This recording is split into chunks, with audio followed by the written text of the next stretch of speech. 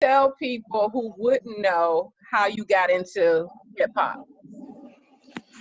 Uh, long story. It wasn't even called hip hop.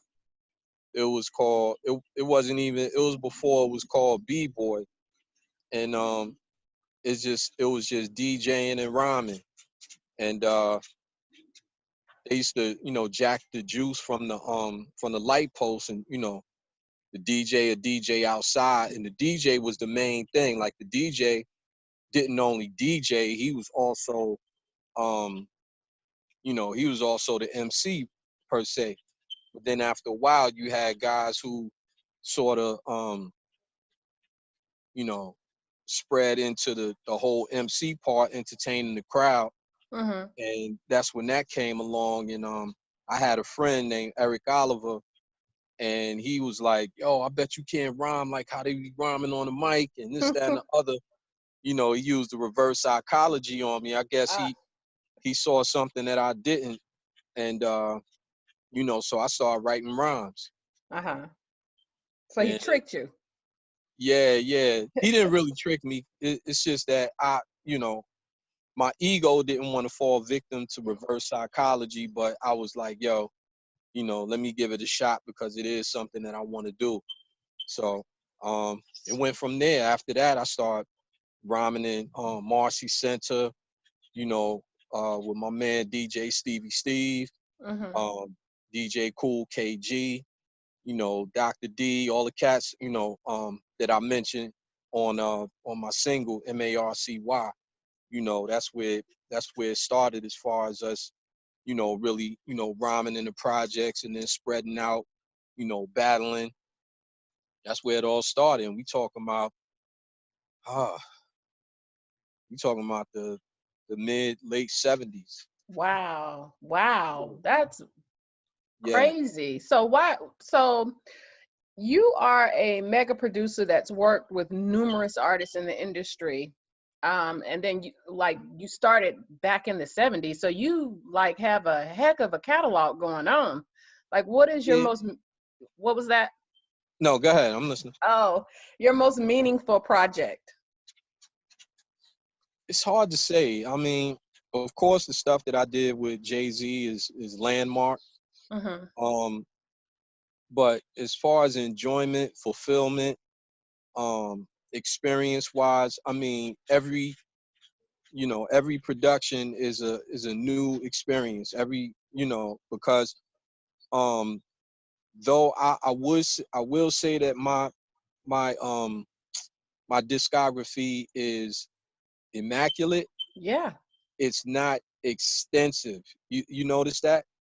Because most of the people, I mean as far as some of the other producers, who we would deem in my status or whatever, Right. you um it's not as extensive, and the reason why is because it was selective on purpose. Like 90% of the people that I worked with were, friends. They were Right. comrades, people, that I knew, and that, we, even if I wasn't making a beat for them, we still be somewhere or another kicking it. I mean, and then it's kind of interesting that you say that. And I guess it's depending on who you ask. Like, that is not like extensive. That thing is like large. Like, you've been, like, where they do that at? Like, how can you just discount all that work you done put in and Oh no, I'm not discounting it. I'm just saying that, I, I, I'll say this to you, uh-huh. that as extensive as you see it, I could have done 3 times more of that work at least, but Right. I didn't by choice. But I appreciate it, and it's very I'm very appreciative of your comment. That's Okay. cool. Was You are right. You know what I'm saying? If I see somebody trying to jump you in the street, I'm jumping in. You know what I'm saying? listen, you better have all fish, feet, and everything else. That's right. That's right. It ain't gonna happen. It ain't gonna happen. Thanks. So, what is your wildest collaboration or studio session? Man, we could talk about that. We We can talk can't. about that. Like, listen, this is my station. We could do that. Right. Right. Um. I hate to disappoint, but I didn't have too many wild sessions. Okay. Um, you know, I will say this, and I don't, cause I don't like blowing myself up. Definitely, Ah, I humble. got too many things I take to the grave with me. Okay. And that's cause I'm not a snitch, and that means I ain't a snitch on my own self. But Right. but I had a surprise session one time where an ex-girlfriend came in and she found a she found a place, you know, she found a place for us to be, and we made it happen.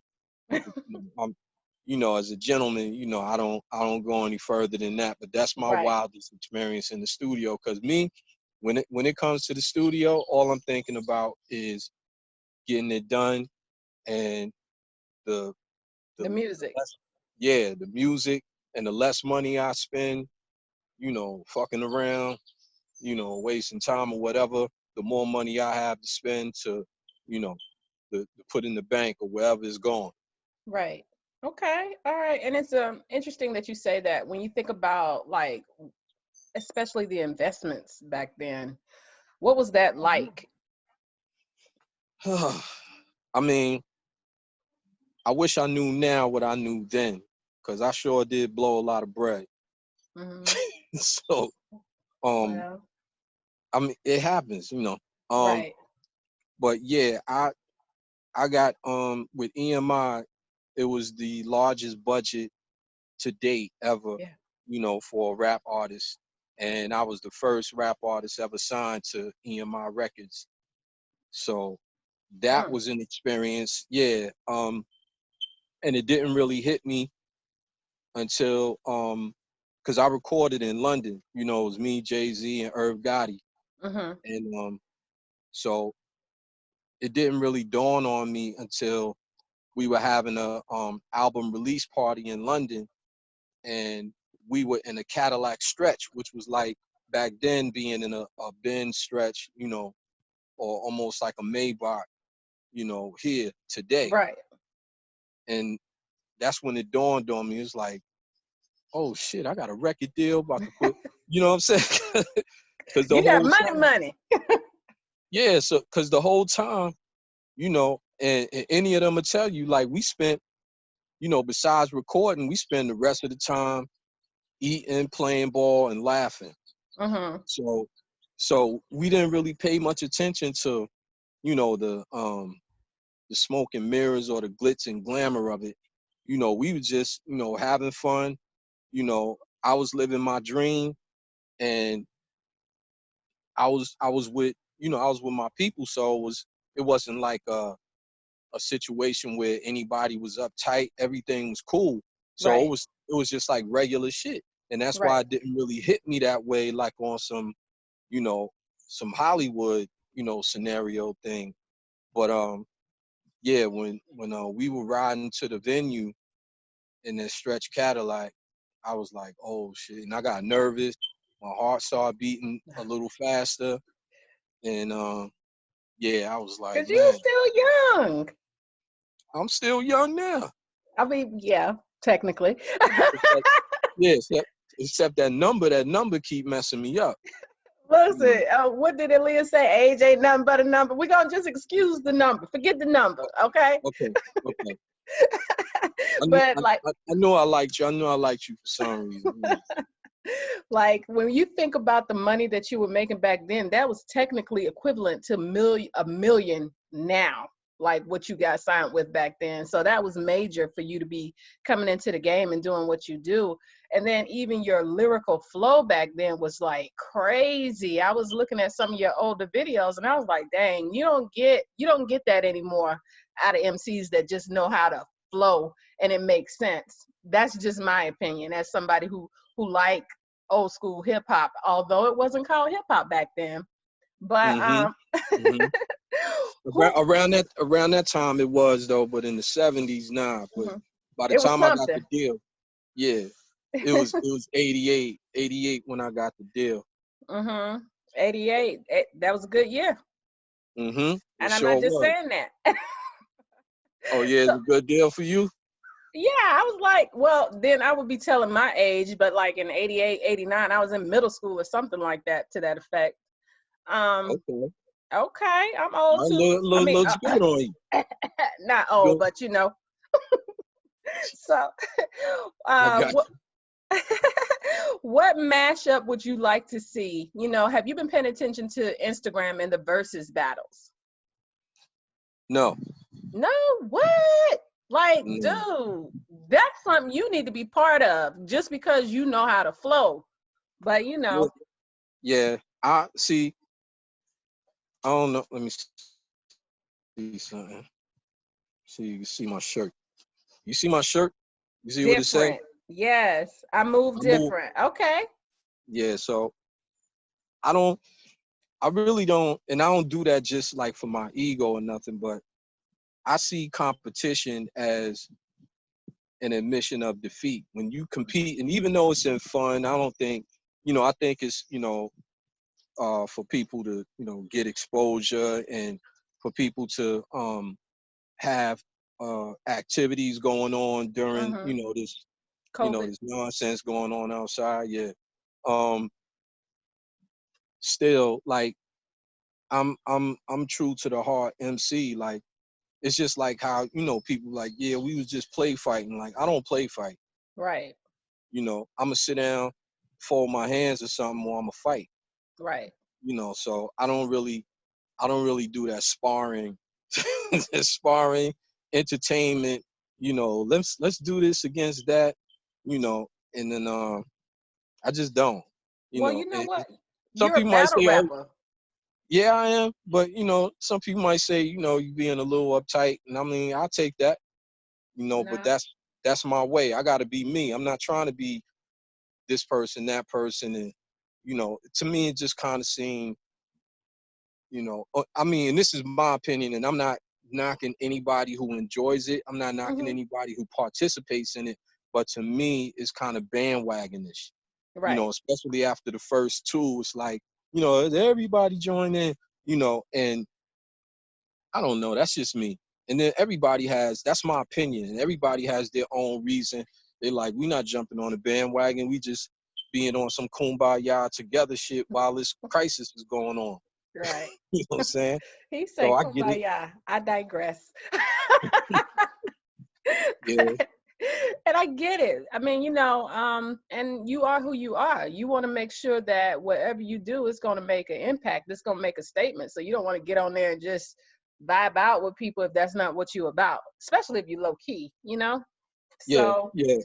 That's me. I'm not, and it's hard to be low key in a situation where it's like, yo, you got music out, we getting ready to put the MARCY video out. mhm, So it's kind of hard. And then, social media is the main source of visibility right now. And really the main source of visibility, period, right. besides live shows and things of that nature. So um, that's the only reason I do it. You wouldn't see me on social media if not for that. Do have Instagram. So if I direct the viewers that's going to watch this interview to your page, you do have Instagram, correct? Of course. Of Okay. course. All right. All right. Hmm. So You want it? You want it? You ready? I'm ready. I'm always Okay. ready. Uh-oh, born ready? You one of those born ready people? Listen, I'm a 70s baby, born ready. Okay. Okay. Yeah, you can reach me on IG at Jaz-O KKMG. That's Jazo KKMG. All right, yeah. Mm-hmm. So then here's another question. You said something that was, and I know you thought this interview was over, so I tricked you. But Learn the trick game. so my other Trick question, game. yes. So you said something that tweaked my attention about if you would have known these things back then. So if there was something that you could tell your younger self, what advice would that be? What would be the number one thing you would tell your younger self if you could? Um, get in stocks and commodities. Mm-hmm. Um, buy land, you know, that money that you're about to just, you know, spend just running the street, running up and down the highway when it's not really a necessity. I mean, you can do all that stuff in moderation. I would have done a lot less. Right. I would have done a whole lot less and would have had a whole lot more money. And, you know, but I put it on me, you know what I'm saying? And Hmm. definitely some of the things that I knew, like I should have been working on other means of um broadening my platform and, you know, as far as my brand and everything else, than you know, living la vida loca. You know, I was a wild boy. Hey, you came up in the times where you could do that and it's not all over the place. So it was a good time for that. Right, right, right. Cameras everywhere now, right? Yeah, yeah, they'll film you before they save your life. This is the times that we're living in. So, Yeah, that's seriously dysfunctional. right, You see that all the time. That's crazy. right. That's super crazy. It's definitely like we've desensitized as humans, you know what that is. And you see it on social media all the time, people reposting somebody getting killed, and I'm like, how can you sit and watch that? Like, that's somebody's family, that's somebody's child, you know. So, but anyway, enough of that. Let's get Hmm. into your new projects. What you got, what you working on? Well, we got the warm up that's out right now. Mm-hmm. It's the warm up. Um, it's an EP. Got 10 songs. The first out the gate is Marcy. You know, it's a dedication to where I grew up, where, you know, in the song, you know, I basically personify, you know, the place I grew up. It's, you know, because to me and those who understand, who grew up there and other places, you know, because I Mm-hmm. wanted everybody to be able to relate, you know, that special place that you lived. It was almost like a nurturing spirit. Right, You know, right. when you went home, it's like it was a security that you felt, you know, that you felt nowhere else. So um yeah, so that's going on. I got a lot of joints. I got a lot of joints. It's on all platforms. And what else you want to know about it? Jaz-O the warm up. Everybody get it. Everybody stream. Put it on repeat. You're gonna love it. I'm telling you. He said Cause he the I was man surprised. out here. Yup, I'm the man out here. And yeah, and I, you know, and I listen, and this is one thing that I, for the first time in a long time, I had an opportunity to do, and that is listen to my music truly as a listener, Mm-hmm. not as myself. So I had to, you know, I had to have an OBE, you know, out of body experience, and, you know, just listen totally on the basis of like, who's this nigga right here? You know, Right. let me hear what he's about. And I really enjoyed it.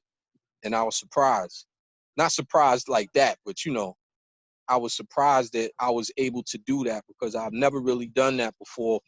I I, I concentrated so much on critiquing, you know, my cadence and all the, you know, all the technical aspects of putting the song together, but rarely did I listen as, oh, it's not me. Let me listen to it. You know, sort of like hypnotizing yourself, like, oh, that's not me. Who the hell is this? Let me listen to it, Right. and listen in the perspective of, you know, a listener who had nothing to do with the production of anything. So, and that's a great point that you brought about, because when you think about music today, are you making it for the listener or are you making it for yourself? So with you doing it for yourself, um, how did you and I won't say measure up, but like with your older work, you know, how did you know that okay, this is better, this is fire than what I've done before as the listener? Um, I noticed one thing about myself: I constantly improve. Hmm. You know, and I know it sounds a little egotistical, and if it does, then so be it. But No. you know, I constantly improve, and um how can I say it? It just it's an intangible concept. It just comes to me. You Mm-hmm. know, you have to self-realize the things that you have a desire to fulfill. Like I always desire to be the greatest who ever did it, but in the perspective, not in the in the perspective of body of work, like, oh, I got 25 albums and Right. all of that. Because I know people, tell me like, yo, I'm in the studio, I got 55 songs and like 45 of them are trash, you Right. know. Right. Right. But my endeavor is just to be the greatest, the most locked in, like without the auto tunes, without Pro Tools, moving my vocals so my cadence sounds a certain way, like it's got to come organically from me. Right. So that was always my endeavor, and I feel like I achieved that. And when I achieved it, I went further and I started just going faster and faster in different cadences and stuff like that. And a lot of these things, I didn't invent the wheel. You know, Mm-hmm. you had you had in early jazz, like people scatting and stuff like that, like, intricate rhythms and everything like that. And it was like, man, that same thing could go down, lyrically in hip hop, Right. you know. And, and I came to a point like there were things that I wanted to express um in a line per se, and there wasn't, in 16ths, there wasn't enough space for me to Right. fit every syllable. So that's when I doubled up and started tripling up. Okay. All right. I like that. I like that you're constantly improving. You know you bomb. You know you what you brought to the table coming into the industry. Although you're modest, but at the Am I? same, yeah, you say you're arrogant, but you don't toot your own horn. You know what I'm saying? It's just certain things that I say having boundaries and standards. That's different than being arrogant. You can be confident and still set those boundaries, and like you Mhm. still humble, in my opinion. Most people can't wait to name drop. Most people can't wait to say, "Well, I did this with this and this person and that person," but that's not your story. So, you're like, "Nah, I still got work to do. I'm not where I want to be." Now, if you would have said, "Nah, I did all this and that, and I'm good," no, you said, "No, I only made over such and such 100,000. I could have did way more." Yeah. That's humility talking right there. Me, I would have been like, I was rich, but that's You'd have been me, Dave Chappelle in them. huh? You'd have been Dave Chappelle in them. Man, come on. I would have had every car. What's his name? What he play? I forgot his real name, but Ashy Larry. To my Oh, rich I'm bitch. yes, that is me. I'm just like I would have been so brand new. You just would. I would have changed my name, but I don't. I don't think so. I don't you think don't so. think I so? can see. Nah, I can see your personality. I know you playing. You ain't like that. Whatever. I'm saying Okay. we talking about before I grew up. Like this is the mature mother. This is not the original OG who was like, "Child, bye." I was hateful when I had money. Now, that's Uh with oh. anybody in the 80s and the 90s. We were wearing rings that were unnecessary, ropes that didn't make sense. I Like know, right? I had so many chains, it was just ridiculous during the hip hop era. To But show that money. I'm sorry. You say, yeah, to show that money. Say, I Uh, got money. yes, you remember when we were wearing what were those rings called? Oh, the 2 finger rings and the 3 finger Yes. rings Oh and the my 4 finger gosh. ring. Yeah, I had two. I had two finger rings. This big lion and this double tiger. This is retarded. Retarded. Hip hop. Yep. Hip hop, rap culture. Mm-hmm. So, and then I guess I'm gonna go back to, and this is my final question. Just put your social media handles out there again and tell our viewers where they can find your music. Okay. Well, you can find the music on all platforms. From YouTube to Apple Music, Tidal, all the platforms. Um, but you can find me social media wise, again on IG at Jaz-O KKMG. That's JAZO KKMG. On Twitter, The Real Jaz-O, TheRealJazo, even on Facebook. The music page, Jaz-O, is Jazo. And you can go to the website, and that's kingscountymediagroup.com. That's KINGZKOUNTYMEDIAGROUP.com. All right. Thank you. It was just a pleasure to speak with you. Dope. Pleasure for me as well. Bomb. Stop downplaying yourself. Oh, I And ain't downplaying my. Let me tell you something. This is my alter ego. When I get oh, on okay. stage, when I come outside, I'm not the reverse of it, but I just hold it in more. Like, let me tell you, like I know who I am. You know, Mm-hmm. don't get it mixed. I know who I am, and I know what I've accomplished, and I'm proud of it. But I feel like there's more to be done. Number Right. one, and I feel that sometimes you know you chase people off a little bit, because I know a lot of people who were hesitant to approach me based on those things, and Right. they made my personality my status professionally. And it's like, nah, I'm a person. I go to the bathroom just like you. It's like, you want to know something, you know, closed mouth don't get fed. Like, open your mouth and say something. I'm not I never deemed myself um nor acted as if I was unapproachable. Right. I had some people around me that, people didn't want to approach me based on that, and I get it, but I'm approachable. Okay. All right. So when I And it's follow you, you better let me on your page. That's all I got to say. oh, not a question, and it's so much a pleasure to be in an interview and have to look at a face that it's fine to look at.